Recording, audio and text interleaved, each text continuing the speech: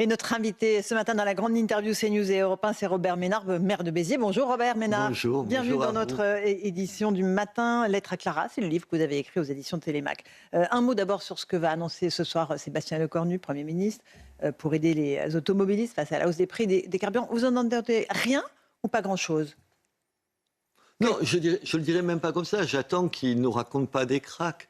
Et surtout, j'attends que les autres opposants ne disent pas des bêtises. Vous ne pouvez pas, madame, aujourd'hui, annoncer ce que tout le monde attend. C'est-à-dire qu'en gros, voilà, que tu payes qu'un certain nombre de gens, pas tout le monde n'est pas dans la même situation, que ceux qui en ont le plus besoin paient un peu moins cher l'essence. C'est aussi simple que ça. Mais si tu dis ça, il faut dire en même temps, cet argent, et ça va coûter de l'argent, d'où il sort? Enfin, quand tu es à la maison, si tu achètes un truc, tu te dis bien d'où je le sors. Et il va le sortir d'où? Donc là, vous pensez au RN qui propose de baisser les taxes pour 16 milliards? Et tu les sors d'où, les 16 milliards? Parce qu'après, c'est les mêmes qui seraient capables de dire « Ah, regardez, le déficit, il est encore plus important. Ah, regardez, on s'endette. » Mais quand tu dépenses de l'argent, ou tu augmentes les impôts, ou tu augmentes la dette, ou tu fais des économies. Évidemment, c'est plus facile quand tu es dans l'opposition, tu peux dire « Tout ça, j'y réponds pas. » Moi, je trouve qu'aujourd'hui, s'il annonce, et j'espère qu'il le fera, des baisses pour tout un tas de gens. Écoutez, moi, je suis dans une ville où les transports en commun, il n'y a pas le RER, le métro et tout ça, donc tu la prends la bagnole le matin, tu ne peux pas faire autrement parce qu'il n'y a pas d'autre choix. Il faut faire des économies, mais il faut dire où on va faire les économies. C'est ça la démagogie de la politique. Et en plus, comme on a un an des présidentielles, tu peux tout promettre tant que tu n'es pas aux commandes. Moi, vous savez, j'ai appris une chose depuis que je suis maire, c'est que quand tu es aux commandes de quelque chose, tu dis en général un peu moins de conneries. LFI propose la privatisation de Total Energy, le plafonnement des prix. C'est pareil, c'est la même démarche pour vous? Mais c'est de la folie. Attendez, Total Energy, moi, j'ai rien pour ni contre, honnêtement. Ils gagnent beaucoup d'argent, tant mieux pour eux. Et évidemment, il faut quand même qu'ils payent, qu'ils aident la collectivité. Mais je crois qu'ils le font. Je ne crois pas qu'ils payent leurs impôts ailleurs. Mais surtout, c'est comme le luxe. Pardon, c'est pas populaire ce que je dis là, mais par rapport aux gens qui votent pour moi, par exemple, je pense que c'est important d'avoir des entreprises françaises qui réussissent. Mais on est cinglés de faire le contraire. Moi, je suis fier de voir que même dans le luxe, dans les 10 plus gros groupes de luxe, il y en a 7 qui sont français. Dans le domaine des hydrocarbures et tout ça, il y en a une, c'est Total Energy. Protégeons ça. On ne tape pas sur Total Energy. Parce que vous pensez une seconde, sans rigoler, vous pensez une seconde que si on nationalise, ce sera mieux géré. Non, mais vous avez vu ça où? Où vous avez vu ça? Et là aussi, où on trouverait l'argent? Et on les paye comment? On le sort d'où l'argent pour les racheter? En fait, on ne peut plus rien faire, Robert Ménard, dans ce pays qui est en faillite. C'est bien ça? Si je résume ce que vous me dites? Non. Je pense qu'on peut faire des choses, à condition de ne pas promettre n'importe quoi. Moi, je vais vous dire, comme maire, c'est même pas d'argent dont j'ai le plus besoin. C'est qu'on m'emmerde pas.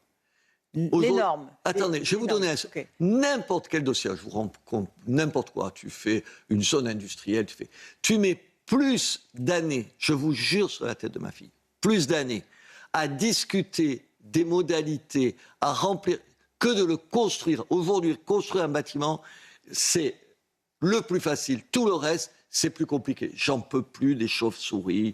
J'en peux plus d'un chauve-souris parce qu'il y a des chauves-souris protégées. Ça vous a peut-être échappé, mais il y a des chauves-souris protégées. Le savent, oui. Ah ouais, mais demandez aux maires. On est le pays de la norme et de l'inflation On est ça, c'est d'abord ça. Il faut juste avoir le courage de dire on n'a pas assez d'argent pour dire oui à tout le monde. Il va falloir faire des économies. Tout le monde doit en faire. Et les riches doivent payer, contrairement à ce que dit la droite, doivent payer un peu plus que les autres, encore plus que les autres, je suis d'accord, mais on va demander des efforts. Et où est-ce que vous mettez le seuil pour la richesse?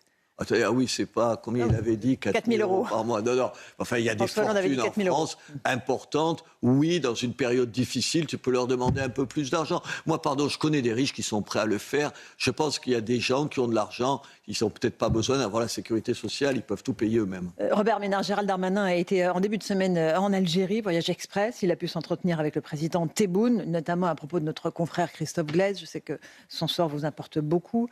Est-ce que vous approuvez globalement les efforts du gouvernement pour renouer le dialogue avec l'Algérie, ou est-ce que c'est la diplomatie de la courbette, comme le dit le RN?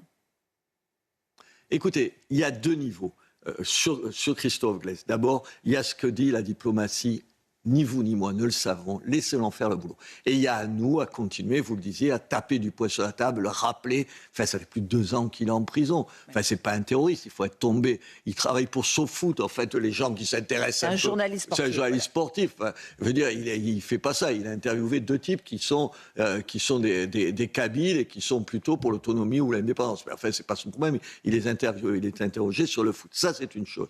La deuxième chose, je pense que je vais vous dire quelque chose. Alors, je fais attention, parce que comme je suis pied noir, vite, je peux m'emporter sur ce terrain-là.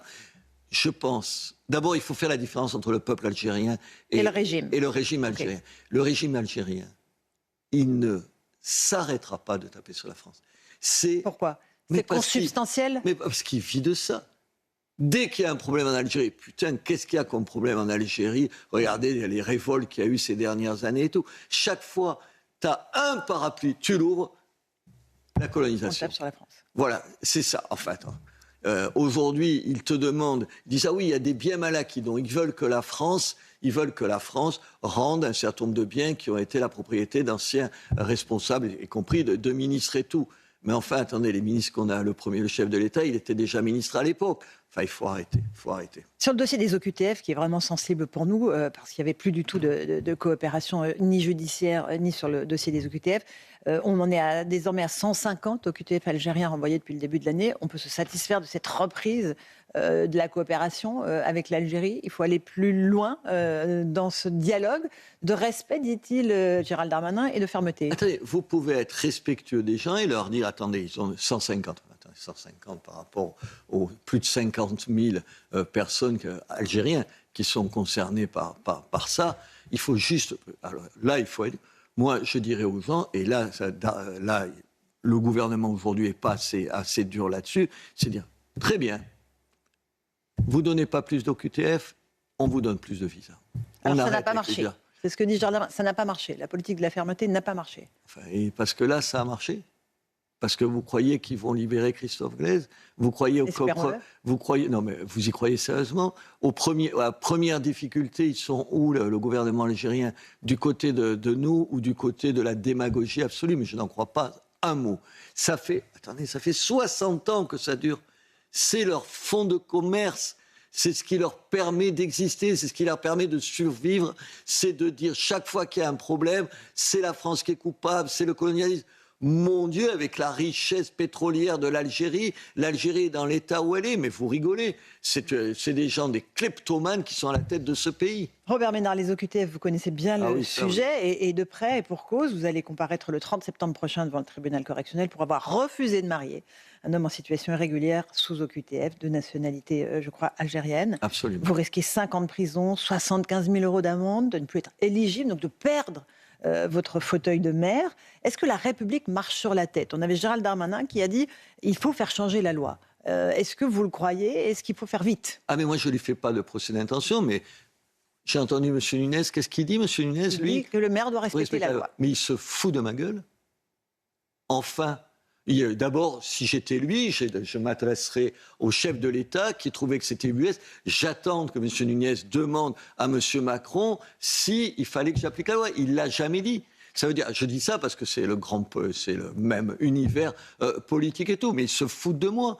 Je vais marier quelqu'un... Enfin, attendez, c'est comme si toute la police de France vous recherchez, madame, je serais en face de vous et je dirais « Oh, vous êtes là, il n'y a pas de problème ». Enfin, le type, il est recherché pour le mettre dehors parce qu'il est en situation illégale, il a une OQTF et, attendez, il a été condamné à de la prison et c'est moi qui suis fautif. Non, mais, comme dit ma fille, en l'occurrence, tu hallucines. C'est moi qui suis fautif. Monsieur Darmanin, il a raison. Je ne lui demande pas de prendre plus position que ça. Il est garde des Sceaux, donc... Vous avez échangé avec lui ? Après, je l'ai félicité. Après notre interview. Bien sûr, je l'ai félicité. Enfin, moi, je remercie les gens qui prennent ma défense, et pas que la mienne, qui prennent la défense des maires qui font cette opposition. Monsieur Nunez, mais quelle lâcheté ! Il ne peut pas dire que la loi est mal faite, il ne peut pas dire que ça nous met dans des situations invraisemblables, il ne peut pas dire que les accords internationaux de la France, ils nous corsettent, ils nous emprisonnent dans des engagements. Non, le mariage ne devrait pas être au-dessus de tout. Et en plus, quand vous mariez quelqu'un comme ça, qui doit être obligé de quitter le territoire, vous savez pertinemment, madame, qu'après, vous ne le mettrez plus jamais dehors. Théoriquement, vous pouvez le faire, mais plus personne ne le fera. Honnêtement, je suis outré de ce qu'a dit le ministre de l'Intérieur. Je trouve vraiment, quel manque de courage. Et de façon un tout petit peu anecdotique, quel manque de solidarité avec les maires comme moi. 73% des Français, par contre, vous soutiennent. Mais parce qu'ils sont de bon sens. Ça pour Europe 1, CNews et le JDD. Ils pensent qu'il faut interdire les mariages quand l'une des deux personnes est un étranger en situation irrégulière. Est-ce que vous avez peur de perdre votre mairie sur cette affaire-là ? Mais bien sûr, j'ai peur. Enfin, j'ai été élu avec plus de 65% au premier tour. Ça veut dire que les Mitterrois, ils sont plutôt contents du travail que je fais. Et là, je pourrais, dans 3 mois, ne plus être maire. Parce qu'il suffit que je tombe sur un magistrat qui m'aime peu, il doit y en avoir, je suppose, ils m'aiment pas tous, et voilà, et qui dit j'applique la loi, vous vous rendez compte ? Je trouve que c'est un déni de justice invraisemblable. Et les 73% que vous citiez, je pense qu'ils le pensent comme moi, Alors que M. Nunez se reprenne un peu. Honnêtement, je vais dire on comprend votre colère. Non, mais c'est un coup de poignard dans le dos à mon égard. Un mot de l'immigration, Robert Ménard. Jamais la France n'a accueilli autant d'étrangers sur son sol. C'est une étude de l'INED qui a été publiée hier par Le Figaro. 8,1% de la population, près de 4 Français sur 10 ont désormais un lien direct ou indirect avec l'immigration. C'est un constat désormais. Nous sommes un peuple métissé et il faut faire avec. Qu'est-ce que vous dites, vous ? Attendez, moi je dis d'abord, il faut arrêter d'accueillir entre 400 et 500 000 personnes par an parce qu'on ne peut pas. Attendez, on ne peut pas. On le voit, il y a des problèmes avec l'immigration. Comment vous pouvez dire que c'est indolore l'immigration aujourd'hui en France ? Comment ? C'est que vous sortez jamais dans la rue, vous venez chez moi, madame, je vous amène dans des endroits. Attends, il ne s'agit pas de montrer l'immigré en disant c'est un salopard, un voleur, ça c'est pas vrai. Mais aujourd'hui, parce qu'il y a trop d'immigration qui rentre, mais les immigrés eux-mêmes vous le disent, madame, vous demandez, moi je peux venir ici à votre antenne avec des gens de chez moi qui sont d'origine immigrée, qui vous diront il faut se calmer avec l'immigration. Donc il faut arrêter ça. Et ensuite, si on n'arrête pas, si on ne diminue pas drastiquement, on n'y arrive pas. Et ensuite, il faut intégrer les gens. Et les gens, ils ne vous demandent pas du laxisme, madame. Ils ne vous demandent pas ça. Ils ne vous demandent pas de ne pas être fiers de vous. Parce qu'ils sont fiers de leur religion. Moi, je veux être fier de la mienne. Ils ne vous demandent pas, jamais moi, dans ma ville, et Dieu sait qu'il y a une immigration très importante chez moi, on m'a reproché mon autoritarisme. Personne ne me reproche de dire que les mineurs à 13 ans, quand à moins de 13 ans... Ils n'ont rien à faire dans la rue. Tu rentres à la maison, sinon la police te ramène à la maison. Mais il n'y a pas une maman immigrée qui pense le contraire. Qu'est-ce que vous pensez ? Vous êtes mère de famille, vous pensez qu'à 9 ans, tu restes tout seul. Personne ne vous demande ça. Simplement, vous savez ce que notre problème, c'est c'est comme par rapport à l'Algérie. On n'est pas fiers de nous, comme si on avait honte de notre passé. Comme si on avait honte de ce qu'on défend, comme si on avait honte de ce pays qu'on aime, comme si on avait honte des choses auxquelles on est attaché. Non, madame, je n'ai pas envie de pouvoir voiler en face de moi. Voilà, c'est simple. Et est-ce que vous pensez que justement ce réservoir électoral, on parle de millions de personnes, est l'objectif ultime de Jean-Luc Mélenchon et de la France insoumise ? Bien sûr. Et comme il est nombreux, il faut faire attention. Moi, attendez, je vous parle de ma ville parce que c'est ce que je connais le mieux. La France insoumise, ils sont fait moins de 4% dans ma ville où les 2 tiers des enfants des écoles publiques sont issus de l'immigration. J'ai regardé, parce que je savais avec l'enquête qui a été faite, je me suis dit, tiens, je vais regarder bureau de vote par bureau de vote, je vais regarder le score de la France insoumise dans les quartiers de forte immigration. Vous savez, les quartiers. Quand on dit les quartiers, tout le monde comprend de quoi on parle.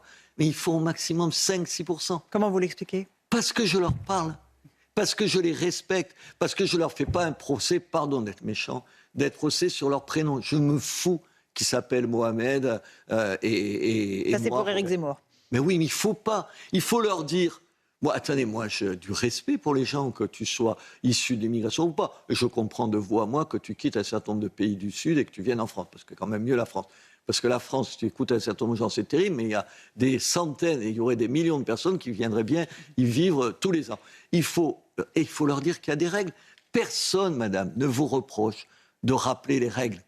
Personne ne vous reproche. Simplement, quand vous-même, vous commencez par dire que c'est quand même, c'est pas bien. Et il faut le faire, parce que sinon c'est ce qu'il y aura. Il y aura un vote, pas seulement pour la France insoumise, qui est déjà une catastrophe, je suis sûr, pour mon pays. Il y aura un vote communautaire. Vous avez envie qu'il y ait des candidats qui se retrouvent sur la base de telle ou telle communauté. Pas plus pour le catho que je suis que pour le musulman qu'est telle personne dans ma vie. Il ne faut pas ça. Donc, il faut, et c'est un enjeu là, il faut parler aux gens, leur dire qu'on aime les gens, qu'on est respectueux, qu'on a envie que leurs enfants, ça se passe bien, qu'il y en a plein pour qui ça se passe bien. Il faut demander aux musulmans qui réussissent de leur dire on peut réussir dans ce pays. Et c'est ce que vous faites à Béziers. Juste un exemple de ce que peut dire et peuvent dire des élus de la France Insoumise. On a Sarah Legrain, par exemple, qui estime que le canon français, vous savez, ces banquets, sème la terreur dans le pays, je la cite. Dans un autre registre, on a Sandrine Rousseau aussi, qui estime qu'il faudrait remplacer le mot steak par cadavre de vache sur les menus des restaurants. Qu'est-ce que ça vous inspire, en fait? Chez moi, on dirait elles sont jobardes. Enfin, attendez, vous êtes allé au canon français? Moi, j'y suis allé. Non. Je les ai reçus les 2 dernières années. C'est formidable, madame. C'est juste sympathique. Ça vous gêne, vous, qu'on chante des chansons? Ça sème pas la terreur? Mais enfin, mais c'est une... Mais attendez, Là, je pense que c'est... Honnêtement, là, je pense que c'est pas seulement qu'ils connaissent pas. Je pense que c'est des salopards de démagogues. Tu peux pas dire ça. J'enlève le mot salopard. Oui, retirons. De démagogues. Enfin, attendez, moi j'y suis allé, et je vous le dis tout de suite, je les inviterai de nouveau en septembre prochain. C'est dans les arènes. Hein. Les arènes chez moi, c'est quoi? 1800 personnes qui mangent, qui chantent des chansons françaises. Certains ont le béret, mais c'est une espèce de caricature sympathique. Il n'y a pas un mot désagréable. Quant à, comment elle s'appelle? Sandrine Rousseau. Je suis végétarien. Vous tombez bien. Attendez. Vous croyez que je vais vous pourrir la vie en vous disant que vous mangez un cadavre de vache? Mais c'est terrible parce que Sandrine Rousseau, dont je ne sais pas si elle est végétarienne, elle va faire détester des gens comme moi. Moi, je ne mange pas de viande, c'est un choix. Et ça me manque tous les jours. Vous voyez, c'est pas tous les jours, je rêve, je l'ai décidé de ne pas manger de viande. Okay. C'est un choix. Mais attendez, encore une fois, je ne vais pas emmerder les gens avec les choix personnels.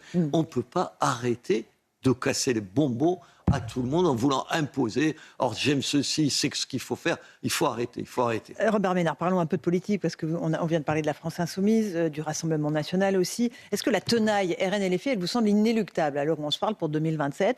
Est-ce que ce bloc central, qui va de la gauche modérée à la droite modérée, va pouvoir faire le poids et imposer un candidat pour écarter cette tenaille? Ah mais j'espère. Moi, j'espère qu'il va arriver ici. Et où se trouve-t-il?